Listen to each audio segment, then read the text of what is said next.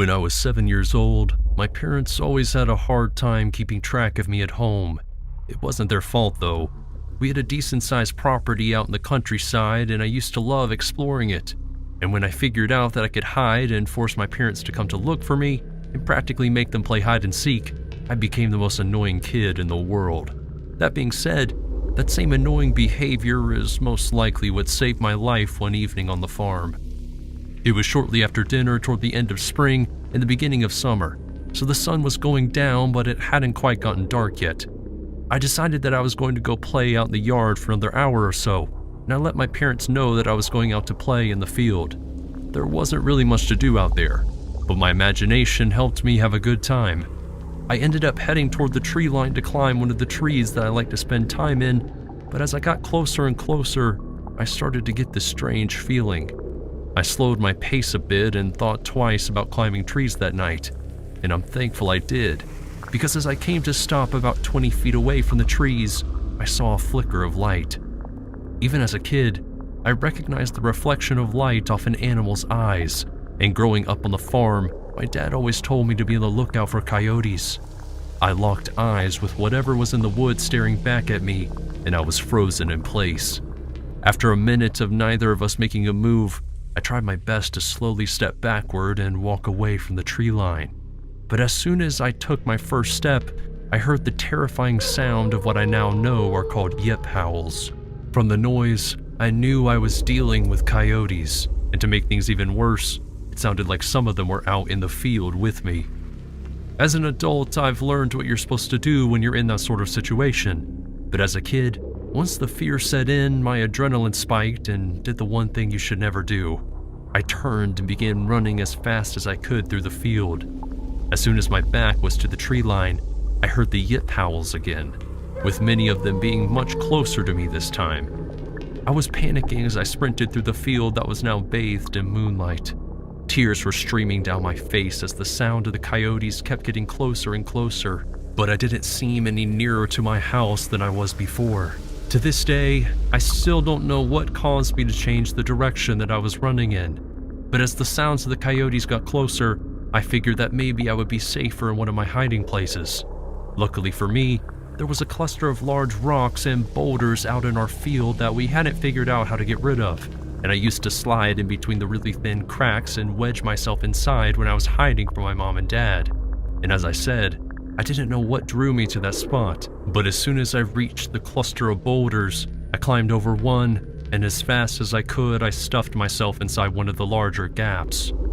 Only about 10 or 15 seconds went by before I heard the sound of quiet yipping and claws scratching on the ground as the pack of coyotes continued closing in on the rocks. I did my best to not make any noise when I heard them, but I knew that they were close enough to find me because I could hear the distinct sound of them sniffing the ground and the rocks around me. My heart was pounding, and I closed my eyes at the sound of claws hitting the top of one of the boulders that I was hiding behind. I wasn't foolish enough to look up, but I knew without a doubt there was a coyote right above me. I could hear the sound of it sniffing the rock growing closer and closer. I began to hyperventilate as I thought for sure that I was done. Thankfully, the next noise I heard was the sound of a gunshot. This caused the coyotes to scatter as another gunshot went off. After a moment, I heard my dad call out my name and I called back right away. He came right over to the rocks and pulled me out before the two of us safely made our way back to the house. I explained to my parents what happened, and my dad said when he fired his gun into the air, he couldn't see clearly, but he could make out at least 6 different coyotes sniffing around the rocks that I was hiding in. If he didn't find me, I surely would have been food for the pack that night.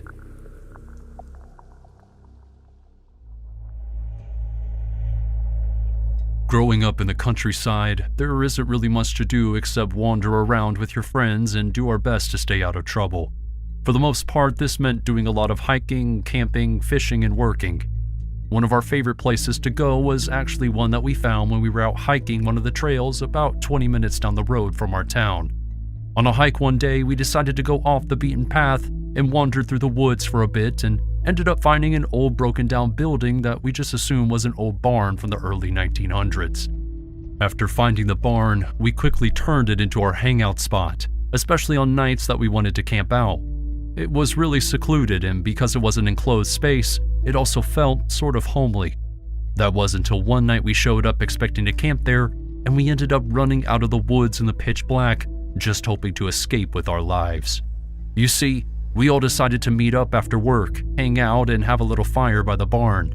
It was probably around 10:30 that night when we made it to the trail, and we used our flashlights to find our way back to the barn, although by that point we could probably have walked to it with our eyes closed. We made it to the barn, and I told my buddy Nick to grab some wood to start the fire while I went into the barn and unpacked some of our stuff and waited for the rest of our friends. I walked into the barn, and I can't quite tell you what, but something was different about it. As soon as I stepped through the door, it was like I knew that someone had been in there. I quickly started to shine my flashlight around, but at first I didn't see anything, so I just shrugged off the feeling and walked inside. I placed our 2 bags on the floor and started taking out the electric lantern that we had inside the barn and placed it on the table. That was when I heard the sound of something shuffling around in the rafters behind me. I figured it was an animal, and since I wanted to get a good look at it, I turned around as fast as I could and shined the light up toward the ceiling, and what I saw made me drop my flashlight. When my light hit the rafters, I didn't see an animal, but instead I saw a full-grown man trying to hide in the shadows. But when he realized that I had seen him, he stopped trying to hide. As my flashlight fell to the ground, I let out a loud scream to let Nick know we weren't alone and quickly made a run for the barn door. I hardly made it outside when I heard the sound of the man dropping down from the rafters. Nick was standing outside the barn with wood in his hands when I told him to run. He waited for a second, but when he heard the sound of someone in the barn, he knew that I was serious, and we both ran as fast as we could back toward the trail. Nick still had his flashlight, but he ended up dropping it about halfway to the trail as he almost tripped over a large root. As we continued to run through the woods toward our cars, I could swear I heard the man from the barn chasing after us. Thankfully, we both made it to the cars in time and managed to get inside before anything happened. We each called one of our friends and told them not to go to the barn and ended up meeting at Nick's house to hang out for a few hours. After that night, we never went back to that barn. Not even to grab our 2 bags. My older sister and I decided to move back into our family home in the countryside shortly after our mother passed away. We knew that we both wanted to sell it, but we figured that we should live in it for a little while before making our final decision. It was a bittersweet feeling being back in that place. While it was wonderful to be home, all of the memories of our family there and my mom being gone were one of the hardest feelings I ever had to deal with. I think that's why our first night there, we both decided to honor some of our mom and dad's traditions. For instance, we knew that every morning they would wake up early and sip their coffee on the back porch overlooking the field. It was their way of starting the day off right, at least that's what they used to tell us. So that next morning, we both set our alarm clocks for 6 a.m. and poured ourselves some coffee and sat outside in the fresh country air. The sun had just started to really come up and illuminate the sky, but there was a heavy fog that sat on the ground in front of us that limited our vision looking out into the field. My sister and I both sat there talking about our parents for a second, when all of a sudden I thought I saw something moving. It was out in the fields, but with mist covering them, which means I probably only could have been seeing about 20, maybe 30 feet ahead of us. I squinted my eyes to hopefully get a better look at whatever it was, but I couldn't make out anything other than a silhouette of something that looked like it was standing upright in the middle of the field. I looked over to my sister as I was going to point it out to her, but the expression on her face told me that this wasn't necessary. Her eyes were locked in the direction of the silhouette, and her mouth was slightly open. "What is that thing?" I asked her as I looked back to the field. Whatever it was, it looked like it had the stature of a person, but had to have been at least 10 to 15 feet tall. We were both in awe as it just stood there in the middle of the field. After a minute, we both agreed that it was probably just a scarecrow or something that our parents added to the field that we didn't know about. We figured that whatever it was, we would actually be able to see it once the sun fully came up and the fog cleared. We continued to watch it for a minute and then turned to talk to each other about something. And what really freaked us out was that when we looked back toward the field, the silhouette was gone. My sister and I were both equally confused about what we had just seen, but after a while we assumed that it had to just be some weird lighting effect in the haze, right? The two of us agreed to wake up the next morning around the same time and have coffee outside again. This time my eyes were locked on the field, and I don't think I'll ever be able to explain that intense feeling that came over me when I saw whatever that massive figure was once again. Only this time, both my sister and I saw the mysterious silhouette appear. It didn't come from the sides of the field though.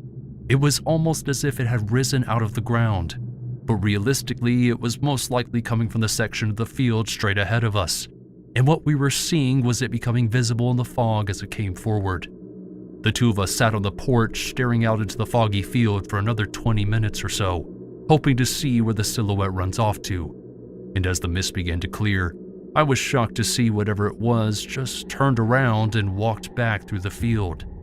I told my sister that I wanted to go looking for it when it was a bit later, around noon, but she didn't want me to. She was very scared by this thing, whatever it was.